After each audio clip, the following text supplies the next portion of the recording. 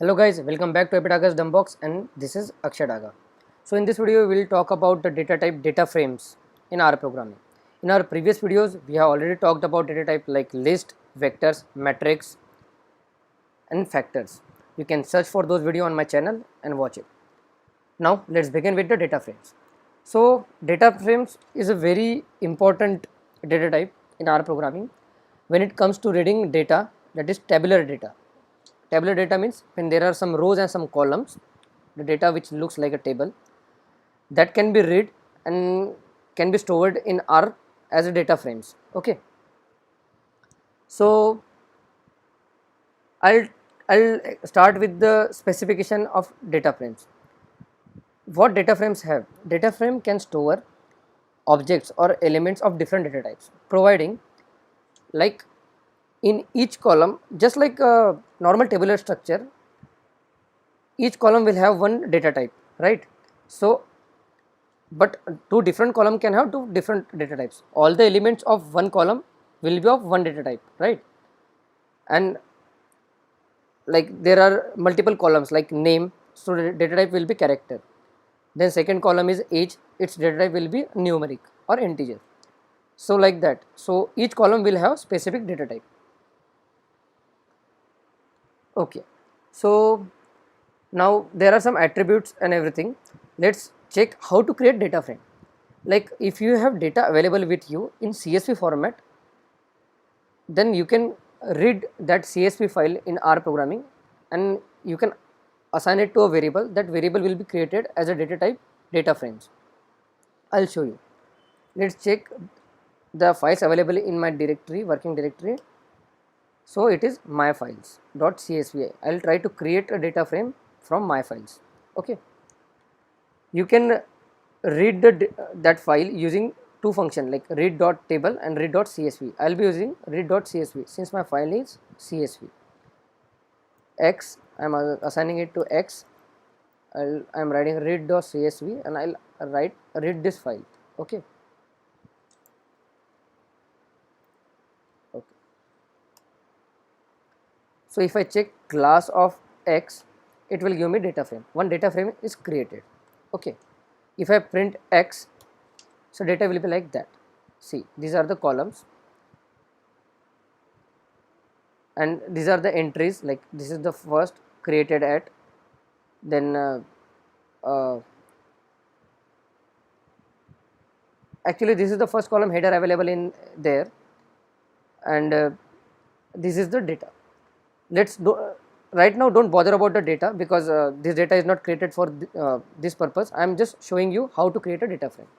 Okay, once data frame is created, data frame can have multiple data types, like one data type for one column, right? Once data frame is created, you can convert it into matrix. So I'll show you how you can convert it into matrix. Like X is the variable, then if I like data dot matrix and pass the variable name, it will be converted into matrix. You see, but data has changed. Why it happened? Because in matrix you can have only one data type, right? And just like I explained it in my earlier videos of matrices, that even if there are multiple data types in matrix at the time of creation, it won't throw any error, but internally what it will do, it will convert every value to a particular data type, right? So it tried to convert it into integer. So that's why if the conversion, your whatever value you are seeing, it is integer only, even though it is not converted very logically, like the output is not as per our expectation, but this is how you can convert a data frame into matrices. Okay, now I'll show you some operations on the data frame. For that I'll create another data frame which will be smaller in size. Okay, so this is how I created. This is the syntax data.frame, and I'm passing this value 1 to 4, and this is it, and these are the name for the column. Okay, this is the name for first column, this is the name for second column. If I print X, it will be visible like this. You can see foo is the name for first column and bar is the name for second column. You can change those names for any column or any row. There are some attributes available, so you can check the attributes like this, attributes for X, right? So names mean names of column, class, that is the data type, like class is data frame, and row name can be accessed using row dot names. It is 1 2 3 4. So here if I want to change the row name from 1 2 3 4 to ABCD, I can change that. How? That is row dot names of X, and I am passing another value, that is A, B, C and D. Okay. Similarly, I can change the name for columns as well.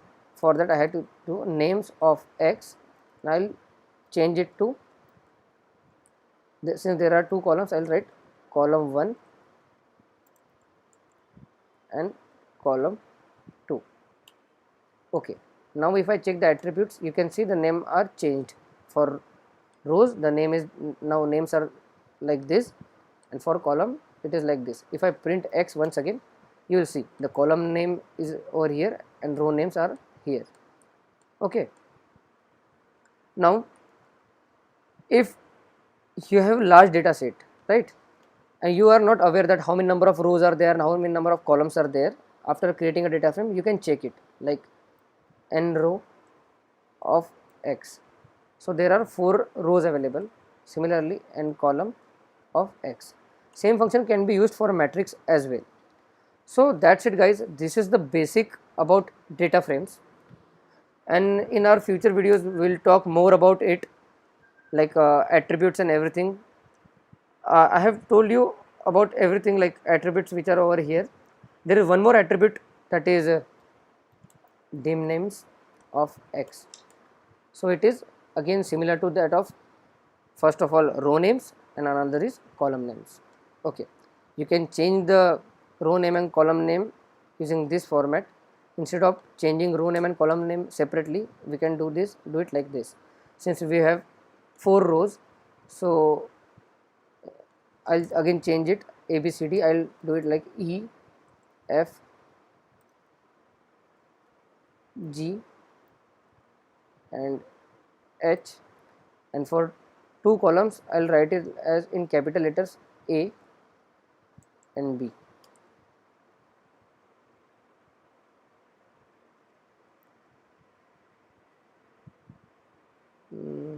There is some error, dim names, oh sorry, this is because I have copied it. It should be X over here because our variable name is X.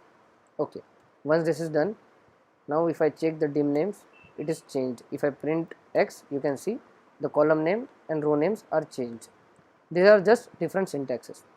All the things which are explained over here, all the syntaxes, all the codes required will be available for you in written format, and link to that will be given in the description. Please do visit there. If you have any kind of doubt or anything, you can put it in the comment box. I'll try to explain it, I'll try to resolve it as soon as possible.